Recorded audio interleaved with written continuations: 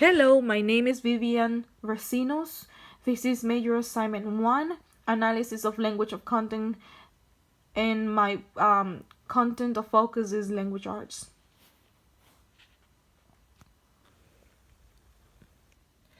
So let's talk about the student background information. I work in Elizabeth Public Schools, which is an urban district.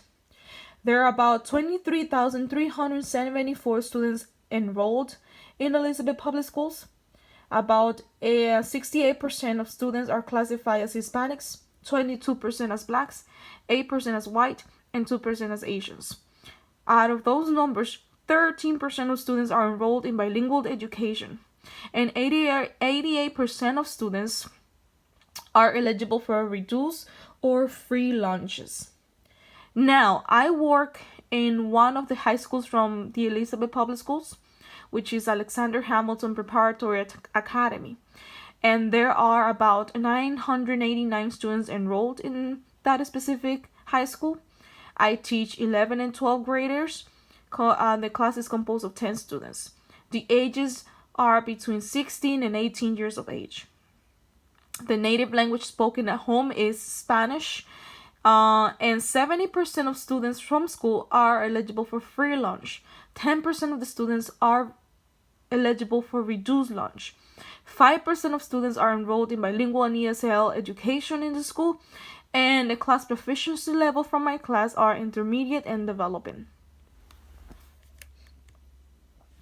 Now, the content area curriculum for language arts and literacy. The topics of focus for my lessons will be the benefits of facing challenges, informational text, narrative writing, and the use of prepositions. My content objectives will be for students to be able to analyze the benefits of facing challenges, utilize prepositions of locations, analyze a personal narrative, and analyze an informational text. And these are the New Jersey standards that are linked to the topics and the content objectives of the classes.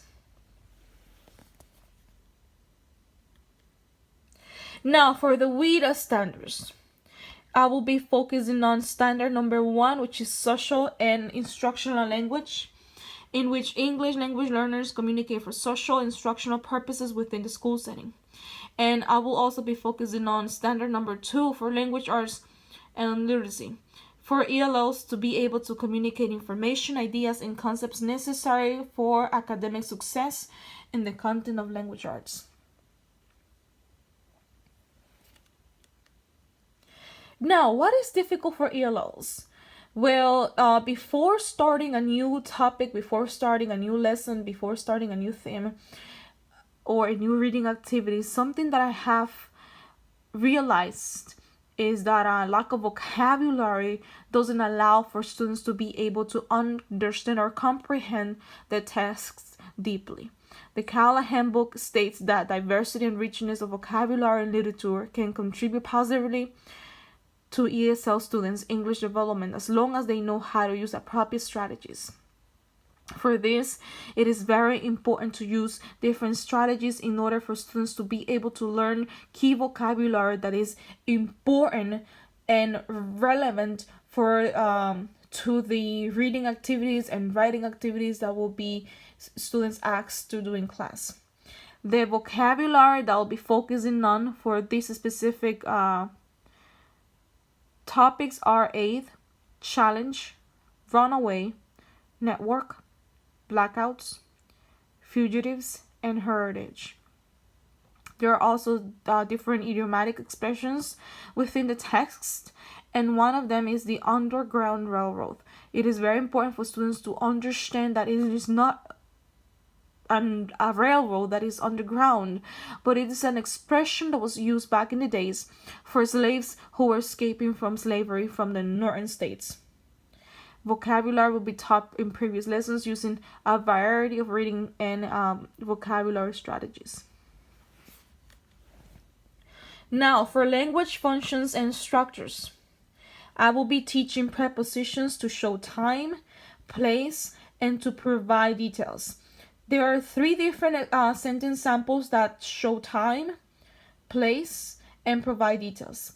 The first one says, she died at the age of 93. The second one says it helps slaves travel to places where they could be free. The third one says the codes used by travelers and helpers could be hidden in these songs. All of these examples are linked to the informational text that students are going to read in the class. By using these examples of prepositions to show time, place, and provide details, it not only allows students to learn new grammar, but it also links the grammar to the informational text in the class. Now, for the activities and language skills in the classroom, I will be doing a variety of think per share activities, which are very important because these specific activities student center, along as group discussions, filling out graphic organizers, and sentence exercises specifically for vocabulary and grammar. At home, students will be asked to discuss with parents or any tutor about the lessons taught in class, and reading aloud instructions will be sent home as well. For support, visual images will be presented in all lessons in the classroom. Body language, passive voice in the classroom, and modeling at all times as the teacher will be presented at all times. Paraphrasing also very important. Many students try to give their opinion or to share their thoughts in class, but they don't have the grammar or the vocabulary needed to express their opinion in complete sentences. But by paraphrasing students' ideas, it teaches them how to properly state an opinion, and it also teaches them new grammar. Also, advanced organization, notes taking. In the school that I work at, it's classified as an AVID school, so we are encouraged to use the notes-taking strategy of Cornell notes at all times, group work, summarizing, and questioning for clarification at all times as well. For classroom behavior and expectations. It is my job as a teacher to create a safe and welcoming environment in which students' opinions and participation are shared and respected in order for students to gain comfortability, and feel safe when sharing their thoughts and work in class. Many students, especially in classrooms which are composed of students of different English levels, many students of the lower levels don't feel like sharing their thoughts or what they know in class. So it is very important for me as a teacher to create a safe environment in which all students, no matter their level of English, are able to share their opinions in a safe and welcoming environment. For this, level 1 and level 2 students can work together helping one another.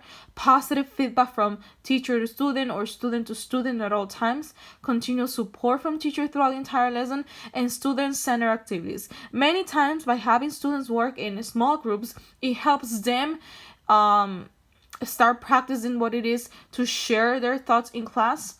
And many of them feel more comfortable sharing their thoughts within a smaller group rather than with the whole classroom. Social cultural assumptions and implications. For these specific assignments, students are assumed to already know the African American history from the United States and the story about slavery, specifically focusing on African Americans.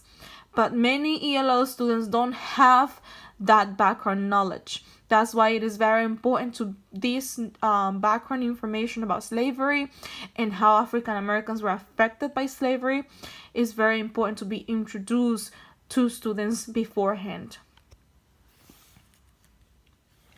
And last but not least, planning and managing student assessment.